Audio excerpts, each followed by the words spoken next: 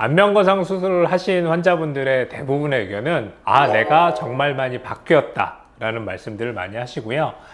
50대, 60대 되면 다들 은퇴를 준비하고 이제 내가 일을 그만해야 된다 라고 생각을 하시지만, 이 시술을 하신 분들은 그때부터 새로운 일을 시작할 수 있고 좀 더 자기가 주도적으로, 그리고 좀 더 에너지가 생겼다고 말씀을 하시면서 훨씬 자신감 있게 생활을 하시고, 그리고 새로운 일을 시작하시는 분도 상당히 많습니다. 그래서 안녕하세요, 성형외과 전문의 김종명입니다. 궁금하신 점이 있으면 언제든지 질문 주세요.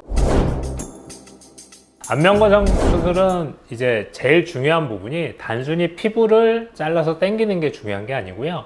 우리 몸에서 보면은 얼굴을 싸고 있는 스마스라는 조직이 같이 피부 아래쪽에 있습니다.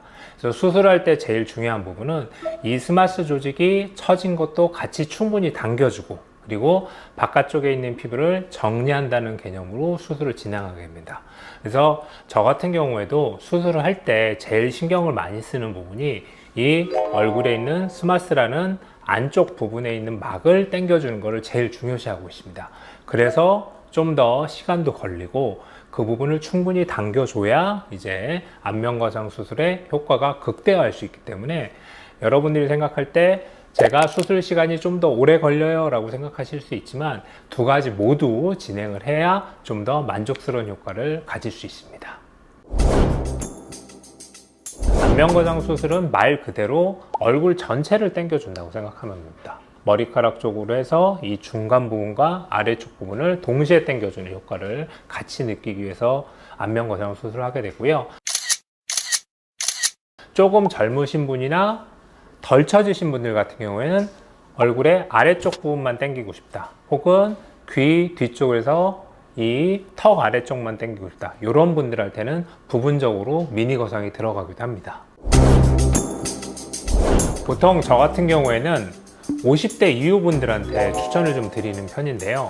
30, 40대 분들 같은 경우에 처졌다고 생각을 하는데, 그런 분들은 실리프팅이나 혹은 주사치료, 그리고 레이저 치료를 통해서 최대한 탄력이 있을 때 유지할 수 있기 때문에, 이런 시술들이 나중에 되면 효과가 떨어지고 지속기간이 짧아지니까 그때 수술을 하는 게 제일 좋다고 생각을 합니다. 그래서 저 같은 경우에는 50대 이후, 그리고 늦어도 60대까지는 하시는 게 좋고, 70대 되시면 안면거상 수술보다는 가급적이면 레이저나 다른 간단한 시술로 안내를 해드리고 있습니다. 안면거상 수술 같은 경우에도 아무래도 수술이기 때문에 실밥을 뽑는데 보통 열흘에서 2주 정도 후에 제거를 하게 됩니다. 일주일 정도는 부어 있을 거고, 실밥 뽑는 거는 열흘 정도 기준으로 하게 되는데, 나이가 좀 있으시거나 상처에 따라서 조금 실밥을 늦게 뽑는 경우도 있습니다. 보통 실밥을 뽑은 다음부터는 외출하시거나 화장하시는데 크게 문제는 없습니다. 다만 수술을 한 이후에 2주 정도 지나면서부터 부기가 빠지고, 혹은 한 달 정도 됐을 때 3달째까지 흉이 뭉치는 단계로 넘어가기 때문에 다른 사람이 볼 때는 크게 차이가 없는데, 본인이 느끼기에는 당긴다는 느낌과 일단 상처가 나을 때 약간 간지럽다는 느낌이 조금씩 들 수 있습니다. 그래서 보통 말씀드릴 때는 2주 후부터는 화장도 가능하시고 외출도 가능하다고 그렇게 설명드립니다. 안면거상 수술 자체는 이제 통증 자체는 그렇게 심한 수술은 아닙니다. 이제 수술한 이후에 이제 얼굴에 출혈이 되지 말라고 붕대를 감아놓고 얼굴을 꽁꽁 싸매고 있기 때문에, 사실 그런 싸매고 있는 사이에서 너무 불편해서 이제 아픈 거라고 표현을 많이 하시는데, 실제로는 이 통증과 부기 같은 거는 붕대를 풀고 나면 바로 괜찮아지기 때문에 너무 통증에 대해서는 걱정하지 마시고 수술을 진행하셔도 될 것 같고요. 저희가 수술을 한 다음에 이제 끝난 다음부터 진통 관리와 이제 무통 관리를 같이 시행하기 때문에 통증에 대해서는 걱정하지 마시고 수술을 진행하셔도 될 것 같습니다. 사실 근데 제가 항상 환자분한테 설명드리는 게, 부작용 나기가 쉽지가 않다고 설명을 드려요. 이제 의도하지 않게 생기는 거고, 보통 수술의 부작용은 출혈, 그리고 염증, 흉, 이렇게 세 가지를 크게 말씀을 드리는 편이고요. 출혈 같은 경우가 수술 직후에 3일에서 4일 정도 지났을 때가 제일 주의를 할 시기고요. 흉 같은 경우에도 한 달째부터 3달째까지는 흉 조직이 뭉치는 단계로 넘어가기 때문에 이 부분의 흉을 좀 풀어주기 위해서 저희는 수술한 이후에 고주파 관리나 다른 레이저 치료를 같이 시행하고 있습니다. 그리고 염증 같은 경우에는 안면거상 수술 같은 경우에 실제로 염증이 잘 생기진 않지만 보통 생긴다고 해도 이 부분은 약을 먹고 주사 치료를 통해서 충분히 진행할 수 있습니다. 그리고 안면거상 수술할 때 제가 제일 주의해서 하는 부분이 당뇨 환자분들이 안면거상 수술을 하러 오시는 경우가 있는데 당뇨 환자분들은 상처가 잘 안 나올 수 있기 때문에 제가 충분히 혈당 관리를 한 다음에 이제 수술을 하자고 설명을 드리고 있습니다. 보통 이제 안면거상 수술하면 저 같은 경우는 10년 정도 뒤에는 다시 하실 게 좋습니다라고 설명을 드립니다. 이렇게 안면거상 수술을 하고 레이저나 다른 시술을 통해서 좀 더 재수를 할 수 있는 기간을 길게 하실 수 있고요. 실제적으로 관리만 잘 하시면 드라마틱하게 효과를 줄 수 있습니다.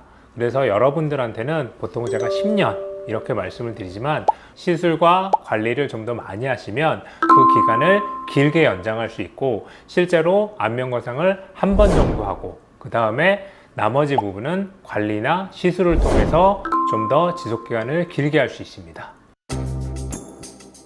보통 이제 얼굴이 처졌어요 하시는 분들이 이제 병원에 많이 오시는데 저 같은 경우에는 보통 처음에는 보톡스나 혹은 필러 그리고 주사 치료를 통해서 얼굴에 탄력을 주는 형태로 해서 시작을 먼저 하고 그 다음에 레이저 시술을 통해서 피부 비분층과 피부 쪽에 탄력을 주는 레이저를 같이 진행을 먼저 해보시라고 설명을 드립니다.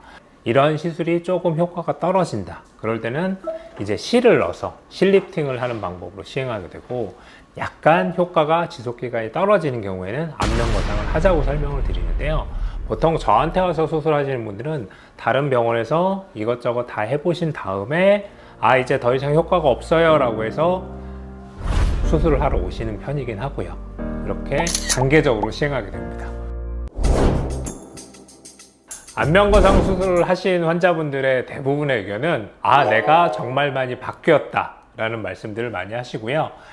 50대, 60대 되면 다들 은퇴를 준비하고 이제 내가 일을 그만해야 된다 라고 생각을 하시지만 이 시술을 하신 분들은 그때부터 새로운 일을 시작할 수 있고 좀 더 자기가 주도적으로 그리고 좀 더 에너지가 생겼다고 말씀을 하시면서 훨씬 자신감 있게 생활을 하시고 그리고 새로운 일을 시작하시는 분도 상당히 많습니다. 그래서 저는 이 안면거상은 고민해 보면서 할 만한 수술이기도 하고 힘드시기도 하지만 하고 나서는 좀 더 본인의 얼굴과 그리고 다른 사람과 비교해서 훨씬 더 젊어 보이시는 모습 때문에 새로운 일을 하시거나 자신감 있게 할 수 있는 그런 수술이라고 생각할 수 있습니다. 네, 저 같은 경우에는 안면거상 수술뿐만이 아니라 다른 수술도 마찬가지지만 모든 환자분의 특징과 구조가 다르기 때문에 똑같은 수술을 하지 않습니다. 제일 환자분한테 알맞고 적절한 수술을 통해서 항상 제가 생각하는 부분은 조각을 한다는 생각으로 수술을 임하고 있습니다.